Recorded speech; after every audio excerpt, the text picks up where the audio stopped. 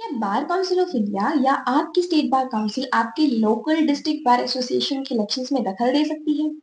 अगर इलेक्शन में धांधली या फ्रॉड हो तो क्या बीसीआई उस इलेक्शन को कैंसिल कर सकती है? सोचिए आपका आंसर क्या होगा, हाँ या ना? Well, the legal answer is generally नहीं। Hello everyone, welcome back to the channel. आज का लीगल इशू थोड़ा टेक्निकल है बट बहुत इंपॉर्टेंट है, स्पेशली उन सभी एडवोकेट्स और लॉ स्टूडेंट्स के लिए जो बार पॉलिटिक्स को करीब से देखते हैं। आज हम डीप एनालिसिस करेंगे कि बीसीआई और डिस्ट्रिक्ट बार एसोसिएशंस के बीच पावर डायनामिक्स एक्चुअली काम कैसे करती है। वीडियो एंड तक जरूर देखना क्योंकि एक्सेप्शंस आपको सरप्राइज कर देंगे। Let's dive in. सबसे पहले लेट्स क्लियर द बेसिक्स। एक तरफ है बार काउंसिल ऑफ इंडिया और स्टेट बार काउंसिल्स। ये एडवोकेट एक्ट 1961 के अंदर बनी स्टैट्यूटरी बॉडीज हैं। इनका काम है लीगल एजुकेशन को रेगुलेट करना, एडवोकेट्स का रोल मेंटेन करना और प्रोफेशनल एथिक्स को एनफोर्स कराना। वहीं दूसरी तरफ है हमारी डिस्ट्रिक्ट बार एसोसिएशन। ये स्टैट्यूटरी बॉडीज नहीं है, ये आमतौर पर प्राइवेटली फॉर्म वॉलंटरी ऑर्गेनाइजेशंस होती हैं जो सोसाइटी रजिस्ट्रेशन एक्ट या ऐसे ही स्टेट लॉज के अंडर रजिस्टर्ड होती हैं। इनका अपना एक कॉन्स्टिट्यूशन और अपना बाय लॉज होते हैं। अब अगर आप एडवोकेट एक्ट का सेक्शन 6 पढ़ेंगे तो स्टेट बार काउंसिल का एक फंक्शन है to promote the growth of the bar associations. Court ने बार बार ये क्लियर किया है कि ये एक सपोर्टिव फंक्शन है, सुपरवाइजरी फंक्शन नहीं। इसका मतलब जर्नल रूल के हिसाब से बीसीआई या स्टेट बार काउंसिल के पास बार एसोसिएशन के इंटरनल इलेक्शंस को कंट्रोल, सुपरवाइज या कैंसिल करने की कोई स्टेटूटरी पावर नहीं है।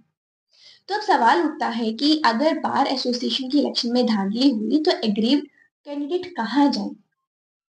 रेमेडी बार काउंसिल के पास नहीं है। ऐसे केसेस में एग्रीव्ड पार्टी को या तो सोसाइटी रजिस्ट्रेशन एक्ट के अंडर कॉम्पिटेंट अथॉरिटी जैसे कि रजिस्ट्रार ऑफ सोसाइटीज के पास जाना होगा या फिर कॉम्पिटेंट सिविल कोर्ट में इलेक्शन पिटीशन या सिविल सूट फाइल करना पड़ेगा।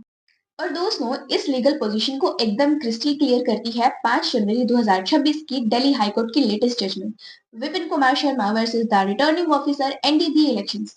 इस केस में न्यू दिल्ली बार एसोसिएशन की इलेक्शंस में धांधली को चैलेंज किया गया था। दिल्ली हाईकोर्ट ने एक्सप्लिसिटली होल्ड किया कि बार एसोसिएशन के पूरे इलेक्शन डिस्प्यूट में रिट पिटीशन मेंटेनेबल नहीं होती, क्योंकि ये एक प्राइवेट बॉडी या सोसाइटी का मैटर है। कोर्ट ने साफ कहा कि डिस्प्यूट को एसोसिएशन के डेडिकेटेड इलेक्शन डिस्प्यूट मैकेनिज्म या सिविल सूट के थ्रू ही रिजॉल्व करना होगा।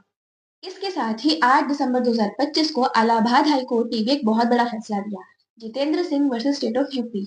ऑनरेबल इलाहाबाद हाई कोर्ट ने अपने फैसले में कहा कि स्टेट बार काउंसिल के पास डिस्ट्रिक्ट बार एसोसिएशन की इलेक्शंस को रोकने का कोई कानूनी अधिकार नहीं है। कोर्ट ने यह भी क्लियर किया कि डिस्ट्रिक्ट बार एसोसिएशन की इलेक्शंस उनके बायलॉज के हिसाब से ही चलेंगे, ना कि बार काउंसिल के डायरेक्टिव्स से। पर रुकिए, लॉ में एक्सेप्शंस ना हो, ऐसा कैसे हो सकता है? कि बीसीआई या स्टेट बार काउंसिल किसी भी हाल में इंटरफेरेंस नहीं कर सकती? द आंसर इज कुछ सिचुएशंस ऐसी है जहां उनका इन्वॉल्वमेंट लीगली वैलिड हो जाता है। Number 1, model bylaws. इसको एक रियल लाइफ एग्जांपल से समझते हैं। Bar council of Punjab and Haryana ने एक मॉडल बायलॉज का फ्रेमवर्क तैयार किया ताकि इलेक्शंस फेयर हो। अब रूल ये है कि बायलॉज किसी एसोसिएशन पर तब तक जोर जबरदस्ती थोपे नहीं जा सकते जब तक वो एसोसिएशन इन्हें खुद अडॉप्ट ना करे। अब मान लीजिए जीएम डिस्ट्रिक्ट बार एसोसिएशन में अपनी जनरल बॉडी मीटिंग में इन मॉडल बायलॉज को वॉलेंटरली एक्सेप्ट कर लिया। अब अगर उनके इलेक्शंस में कोई विवाद होता है तो उन्हें बार काउंसिल की अथॉरिटी माननी पड़ेगी, क्योंकि उन्होंने खुद बार काउंसिल को अंपायर चुना है। बिना अडॉप्शन के बार काउंसिल का इंटरफेरेंस इलीगल माना जाएगा। सिंपल लॉजिक है, बार काउंसिल के पास इंटरफेरेंस की पावर कानून से नहीं बल्कि एसोसिएशन की कंसेंट से आती है। नंबर 2, हाई कोर्ट और सुप्रीम कोर्ट ऑर्डर्स।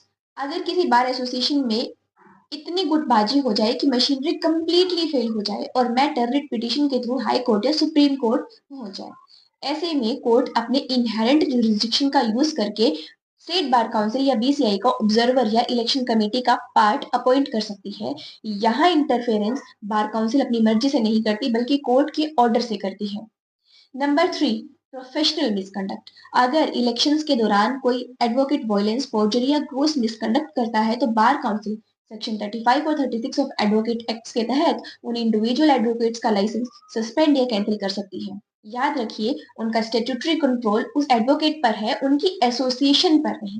तो कंक्लूजन क्या है, एक लाइन में समझे तो BCI has jurisdiction over advocates not associations. जब तक कोर्ट का कोई ऑर्डर ना हो या एसोसिएशन का खुद का कॉन्स्टिट्यूशन अलाउ ना करे, बार काउंसिल एसोसिएशन इलेक्शंस में दखल नहीं दे सकती।